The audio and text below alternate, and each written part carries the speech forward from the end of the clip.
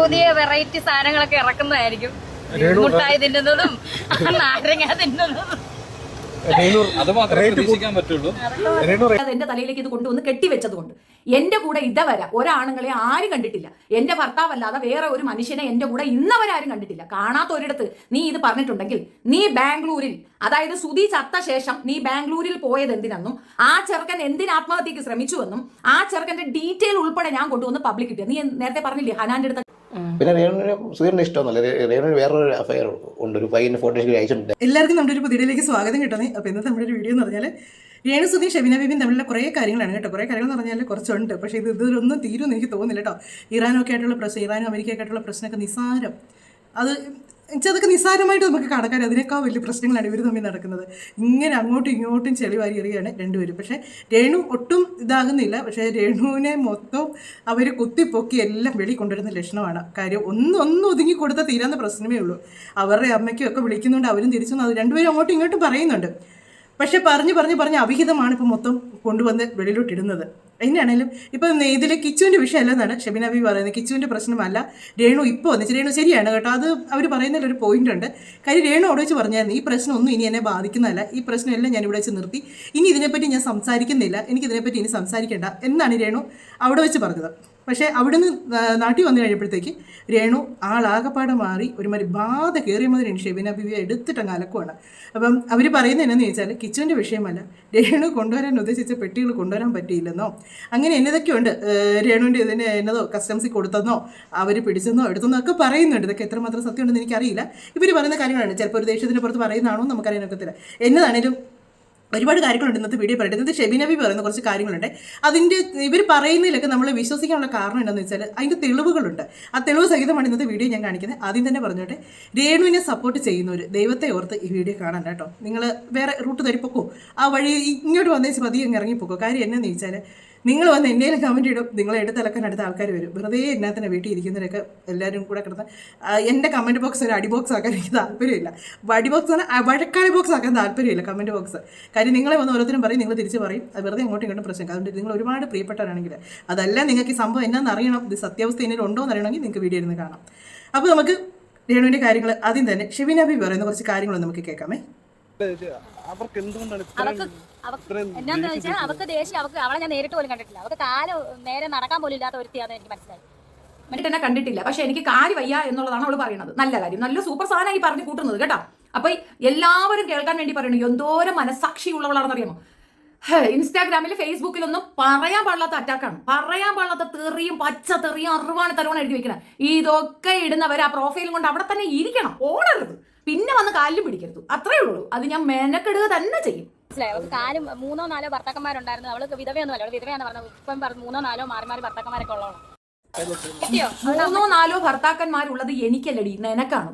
അപ്പോ നീ ഈ ഒരു സാധനം ഇങ്ങനെ ഒരു കാര്യമില്ലാതെ എന്റെ തലയിലേക്ക് ഇത് കൊണ്ടുവന്ന് കെട്ടിവെച്ചതുകൊണ്ട് എന്റെ കൂടെ ഇതവരെ ഒരാണുങ്ങളെ ആരും കണ്ടിട്ടില്ല. എന്റെ ഭർത്താവല്ലാതെ വേറെ ഒരു മനുഷ്യനെ എന്റെ കൂടെ ഇന്നവരാരും കണ്ടിട്ടില്ല. കാണാത്ത ഒരിടത്ത് നീ ഇത് പറഞ്ഞിട്ടുണ്ടെങ്കിൽ നീ ബാംഗ്ലൂരിൽ, അതായത് സുധി ചത്ത ശേഷം നീ ബാംഗ്ലൂരിൽ പോയത് എന്തിനെന്നും ആ ചെറുക്കൻ എന്തിന് ആത്മഹത്യക്ക് ശ്രമിച്ചുവെന്നും ആ ചെറുക്കന്റെ ഡീറ്റെയിൽ ഉൾപ്പെടെ ഞാൻ കൊണ്ടുവന്ന് പബ്ലിക് കിട്ടിയ. നീ നേരത്തെ പറഞ്ഞില്ലേ ഹനാന്റെ അടുത്ത ചെറുക്കനെ കൊണ്ടുവരാം. ഹനാൻ കൊണ്ടുവരില്ല, ഷെഫീന കൊണ്ടുവരും. ആ പയ്യൻ ഏതാണ് നിനക്ക് വയറ്റിലാക്കി തന്ന, നീ ആയിട്ട് മാനസികമായി തകർത്ത് ആത്മഹത്യക്ക് ശ്രമിച്ച ബാംഗ്ലൂരിൽ പോയി നീ മീറ്റ് ചെയ്ത ആ ചെറുക്കന്റെ ഫുൾ ഡീറ്റെയിൽസും കൊണ്ട് ഞാൻ വരും ദിവസങ്ങളിൽ നിന്റെ കള്ളമാപ്പിളമാരുടെ ലിസ്റ്റാണ് ഞാൻ കൊണ്ടുവരാൻ പോണത്. ഇതിന്റെ ഇടയ്ക്ക് വേറെ ഒരുത്തനുണ്ടായിരുന്നു, ഇവനെ പോലെ ഇരിക്കുന്നത്, അതായത് സുധിയെ പോലെ ഇരിക്കുന്ന ഒരുത്തനുണ്ട്.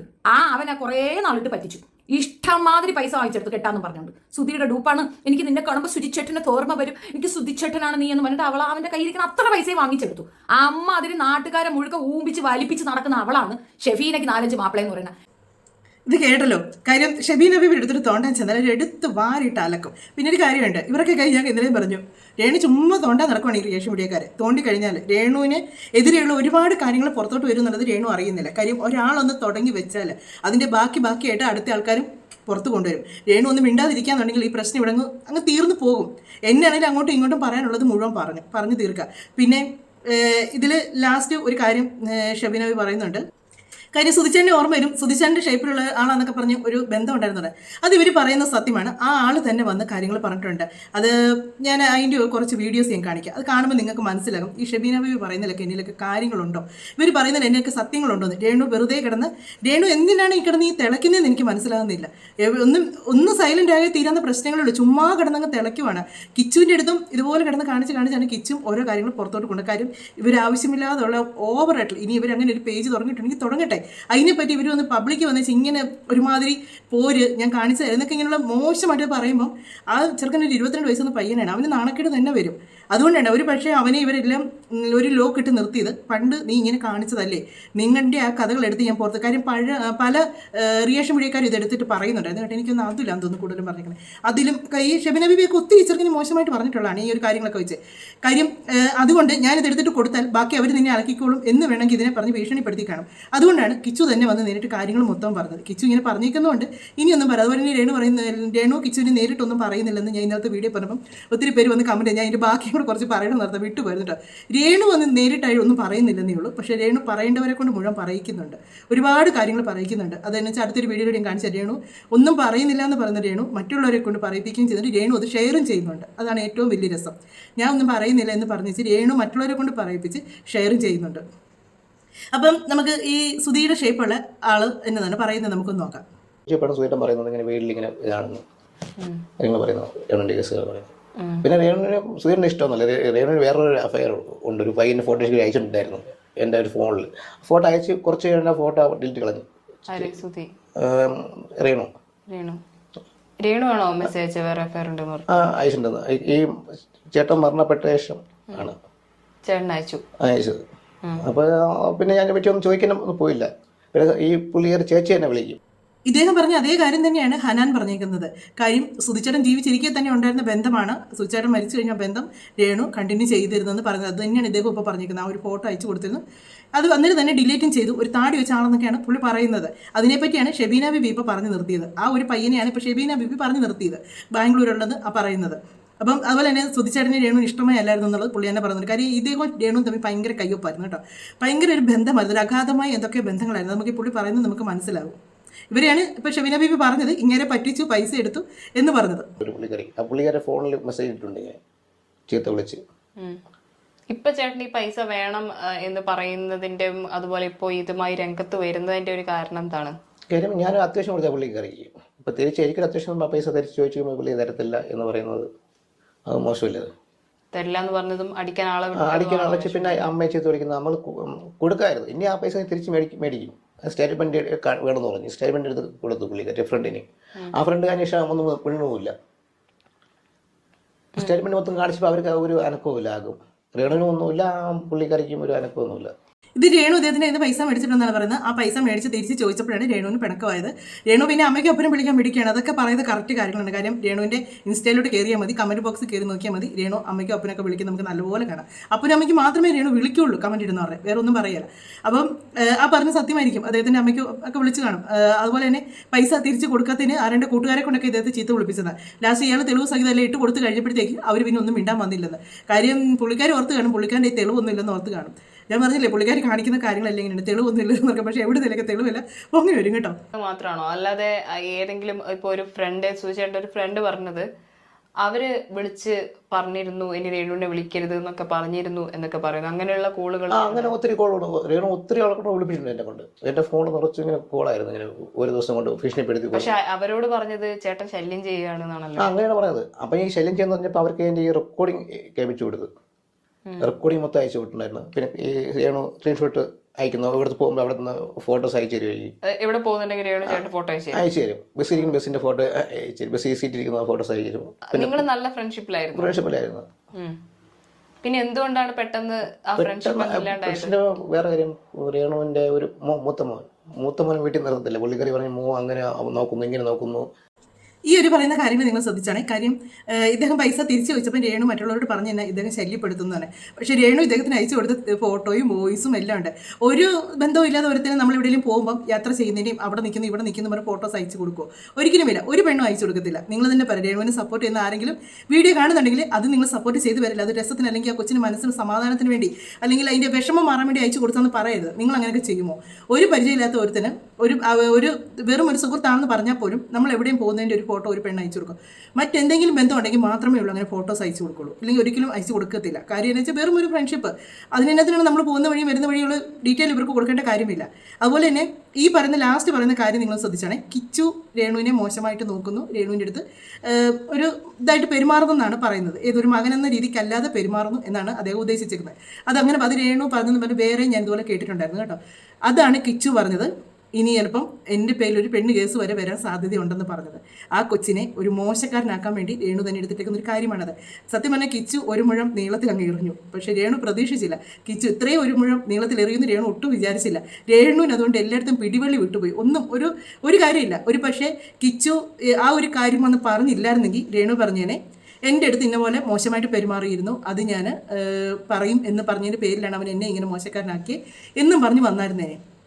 അതിന് മുന്നേ തന്നെ രേണു കാര്യങ്ങൾ പറഞ്ഞു. ഇതിപ്പോൾ ഇദ്ദേഹം പറഞ്ഞാണ് ദൈവമേ ആ കൊച്ചിനൊക്കെ അന്നേരം എന്നാ പ്രായമുണ്ട്, അതിന് +2 അങ്ങോട്ട് പഠിക്കുന്ന സമയമല്ലേ ഉള്ളൂ, അത്രയല്ലേ ഉള്ളൂ.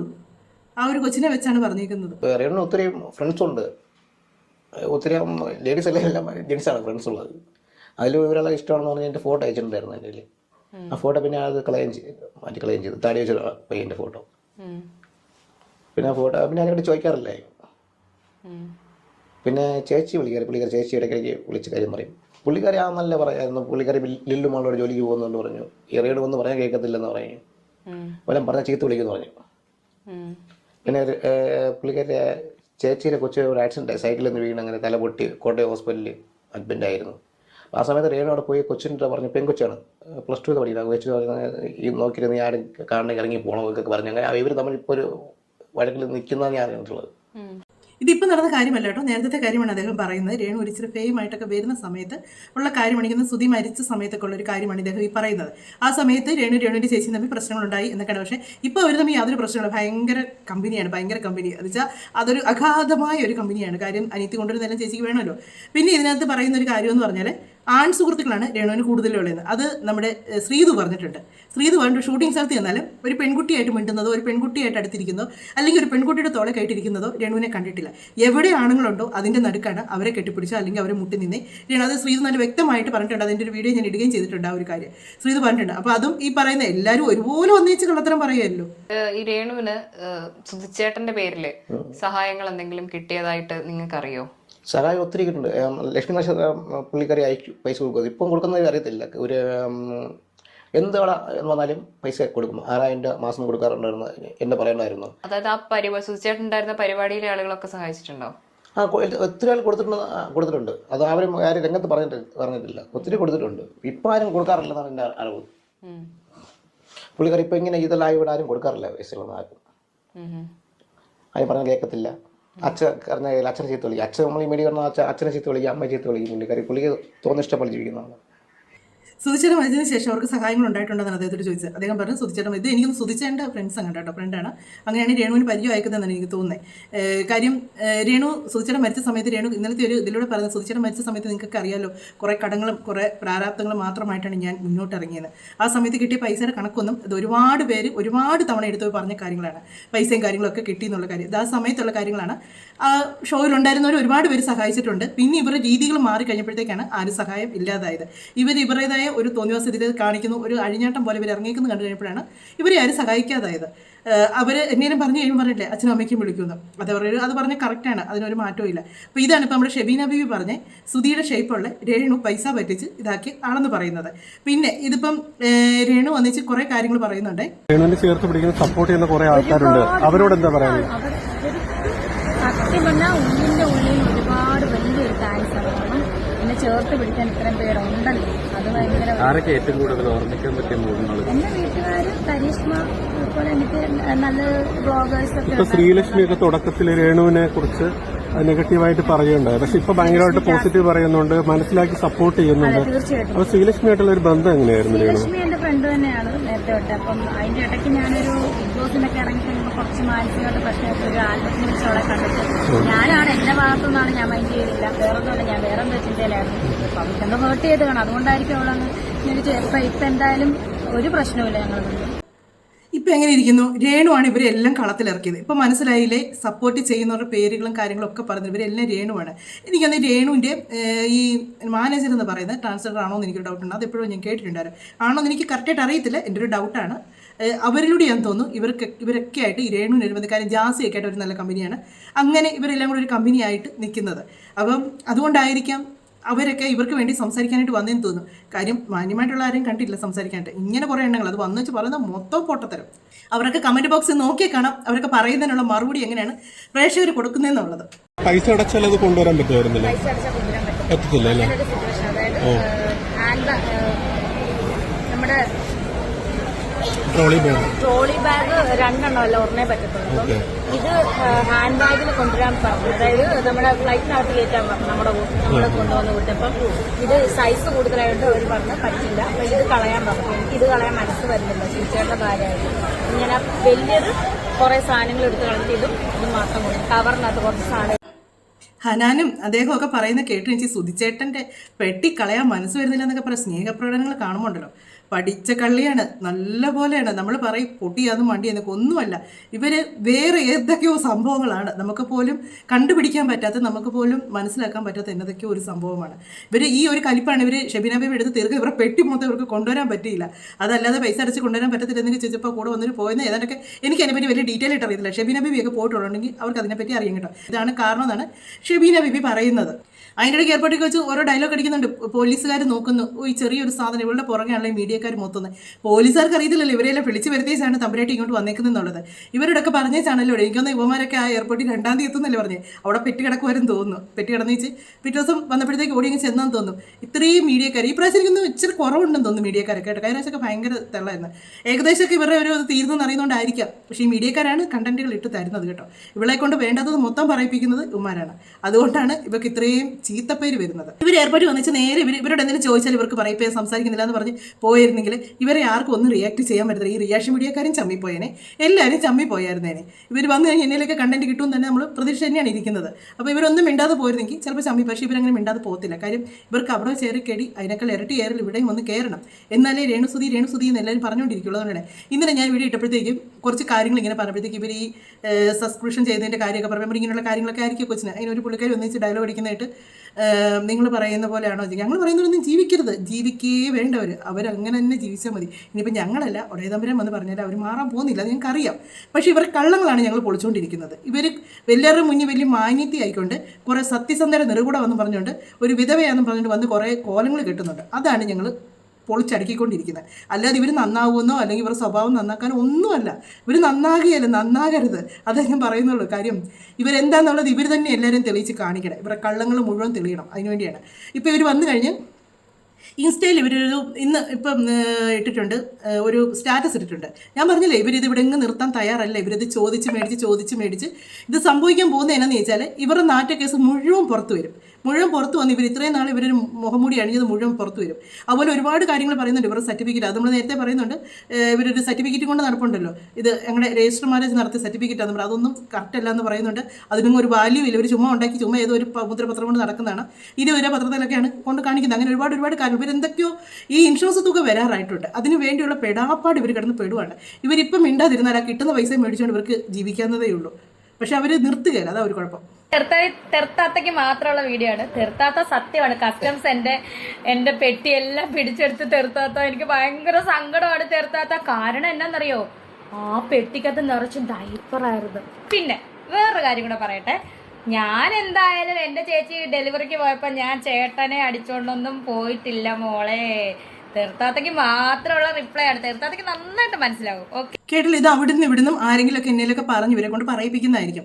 അതുപോലെ തന്നെ ഇവർ ആ ഡയപ്പറിൻ്റെ കാര്യം പറയുന്നതെന്ന് അത് അവരെ കളിയാക്കുന്നതാണ്. അവർക്ക് കാലിന് സ്വാധീനമില്ല, അവർക്ക് ബാത്റൂമിൽ പോലും പോകാൻ പറ്റത്തില്ല, അവർ ഡയപ്പർ എടുത്തുകൊണ്ടാണ് നടക്കുന്നതെന്നാണ് ഇവർ ഈ പറയുന്നത്. പക്ഷെ അങ്ങനല്ല, അവരുടെ കാലിന് പ്രശ്നമുണ്ടായിരുന്നു, പക്ഷെ അതിൽ നിന്നൊക്കെ ഒരുപാട് മാറ്റം വന്നു. അവരെണീറ്റ്. ഒരിക്കലും നമ്മൾ ഒരു മനുഷ്യൻ്റെ അംഗവൈകല്യത്തെ നമ്മൾ ഒരിക്കലും അപമാനിക്കരുത്. നാളെ അത് നമുക്ക് വന്നുകൂടാന്നില്ല. ഈ പറയുന്ന നമുക്ക് ഈ കളിയാക്കുന്നവർക്ക് അത് വന്നുകൂടാന്നില്ല. ഒരു നിമിഷം മതി, ഒന്ന് കാല് തട്ടി വീണാൽ മതി. ഒന്ന് കാല് തട്ടി വീണാൽ സംഭവിക്കാവുന്ന പ്രശ്നങ്ങളൊക്കെ ഉള്ളൂ നമ്മുടെ ശരീരത്തിൽ എവിടെയാണെങ്കിലും സംഭവിക്കുന്ന കാര്യങ്ങൾ. നമ്മളൊന്നും കണ്ട് അഹങ്കരിക്കാൻ നിൽക്കരുത്. പിന്നെ ഒരു മനുഷ്യൻ്റെ കുറവിനെ എടുത്തു വെച്ച് നമ്മൾ പറഞ്ഞ് അവരെ അപമാനിക്കുന്നതിന് ഒരു പരിധിയുണ്ട്.